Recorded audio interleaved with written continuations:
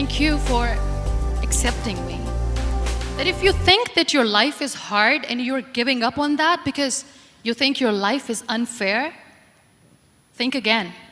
It's the story of a woman who made people realize that sometimes problems are not too big. We are too small because we cannot handle them. The real happiness doesn't lie in success, money, fame. Real happiness lies in gratitude. So I am here and I'm going to share the story of that woman. That is my story. I believe in the power of words. Many people speak before they think. But I know the value of words. The words can make you, break you, they can heal your soul, they can damage you forever. So I always try to use the positive words in my life wherever I go. They call it adversity, I call it opportunity. They call it weakness, I call it strength. They call me disabled, I call myself differently abled. They see my disability.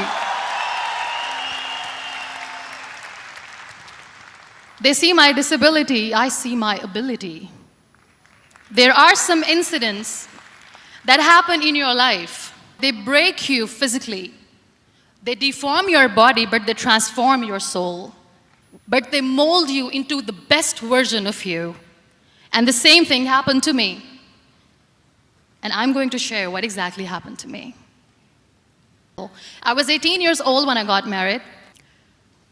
Just about after 2 years of getting married, I met a car accident.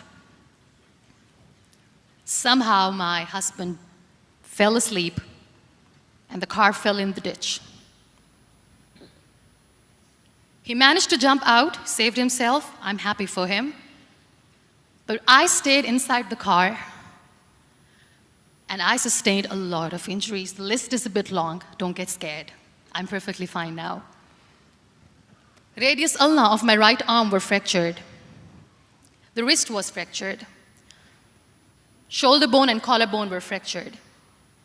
My whole rib cage got fractured. And because of the rib cage injury, lungs and liver were badly injured. I couldn't breathe. I lost urinary bowel control. That's why I have to wear the bag wherever I go.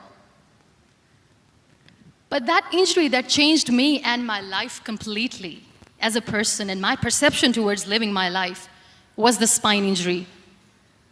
3 vertebrae of my backbone were completely crushed, and I got paralyzed for the rest of my life.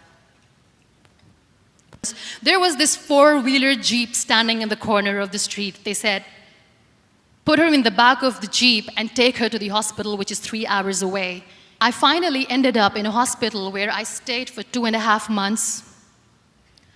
I underwent multiple surgeries. Doctors have put a lot of titanium in my arm. There's a lot of titanium at my back to fix my back. That's why people in Pakistan call me the Iron Lady of Pakistan.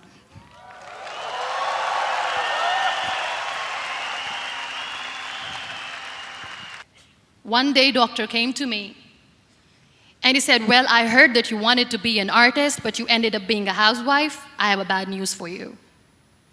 You won't be able to paint again because your wrist and your arm are so deformed, you won't be able to hold a pen again. And I stayed quiet. Next day, doctor came to me and said, your spine injury is so bad, you won't be able to walk again. And I said, it's all right. The very next day, doctor came to me and said, because of your spine injury and the fixation that you have in your back, you won't be able to give birth to a child again. That day, I was devastated. I asked my mother, why me? I cannot walk, I cannot paint, fine, I cannot be a mother. And we have this thing in our heads, being women, that we are incomplete without having children. I am going to be an incomplete woman for the rest of my life. What's the point? People are scared. They think I will get divorced. What is going to happen to me? Why me? Why am I alive? We all try to chase this tunnel. We all do this because we see light in the end of the tunnel, which keeps us going. My dear friends, in my situation, there was a tunnel that I had to roll on, but there was no light. And that is, my mother said to me, God has a greater plan for you. I don't know what it is, but He surely has. For not 6 months, for not 1 year, for 2 years, I was bedridden, confined in that one room. After 2 years and 2.5 months, when I was able to sit on a wheelchair, that was the day when I had the rebirth. I was a completely different person, and I still remember what I said. I cannot sit in the corner of the room crying, cribbing, and begging for mercy because nobody has time. So I have to accept myself the way I am. The sooner, the better. So I applied the lip color for the first time. And I erased it. And I cried. And I said, what am I doing? A person on a wheelchair should not do this. What will people say? Clean it up. Put it again. This time I put it for myself. Because I wanted to feel perfect from within. That day I decided that I'm going to fight my fears. We all have fears. Fear of unknown, fear of known, fear of losing people, fear of losing help, money. We want to excel in career, we want to become famous, we want to get money. We are scared all the time. And I decided that I'm going to overcome these fears one at a time. You know what was my biggest fear? Divorce. But the day I decided that this is nothing but my fear, I liberated myself by setting him free.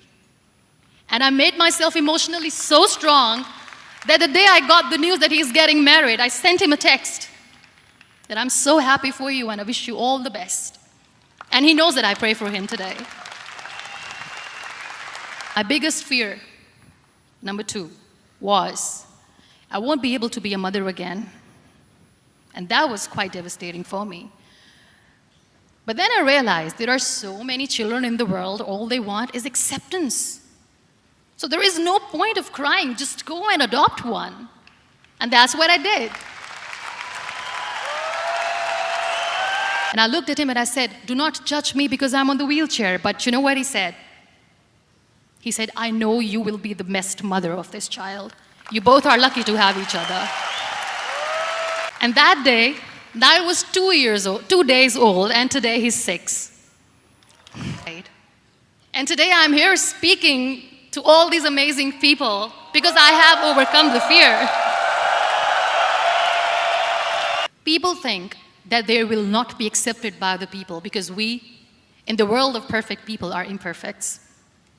So I decided that instead of starting an NGO for disability awareness, which I know will not help anyone, I started to appear more in public. I started to paint. I always wanted to. I have done a lot of exhibitions. I'm Pakistan's first wheelchair-bound artist. I have done a lot of modeling campaigns, different campaigns for brands like Tony and Guy. I decided that I'm going to join the national TV of Pakistan as an anchor person, and I've been doing a lot of shows for the last 3 years. So when you accept yourself the way you are, the world recognizes you. It all starts from within. Thank you. I became the National Goodwill Ambassador for UN Women Pakistan, and now I speak for the rights of women, children. We talk about inclusion, diversity, gender equality, which is a must. I was featured in BBC 100 Women for 2015. I'm one of the Forbes 30 under 30 for 2016. No matter how much I say that I couldn't find a hero, so I became one, the woman who made me realize that heroes have no gender. The woman who believed in me even when I was completely at the verge of despair, where everybody left, she was there. And every time I looked at her, without saying anything, she used to look at me and said, this too shall pass. God has a bigger plan. And one day you will say that, oh my God, that is why God has chosen me. She never cried in front of me. She has always said that there will be haters, there will be naysayers, there will be disbelievers, and then there will be you proving them wrong. My mother. We always expect ease from life. This is my plan. It should go as per my plan. If that doesn't happen, we give up. I was always aspiring to do bigger things, but had no idea that for that I have to pay the price to be where I am today. It's a very heavy price. This life is a test and a trial, and tests are trials are never supposed to be easy. So when you're expecting ease from life, and life gives you lemons, then you make the lemonade, and then do not blame life for that, because you were expecting ease from a trial.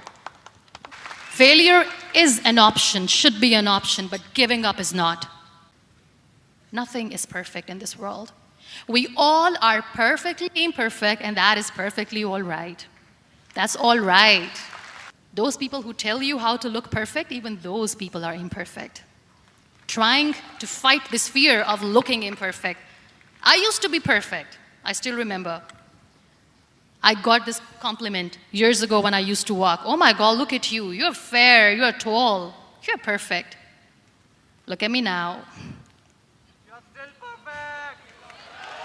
perfect. Celebrate your life, live it.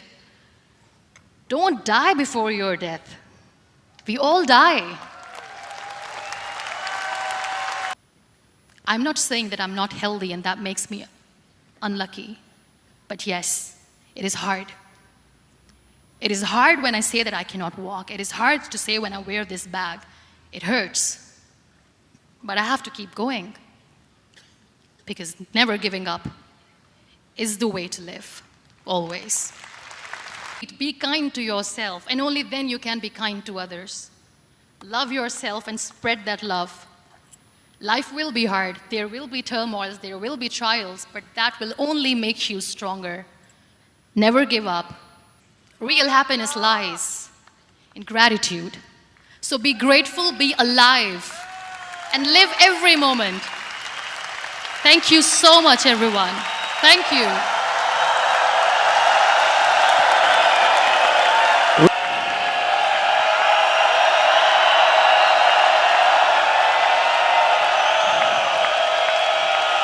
Unbelievable.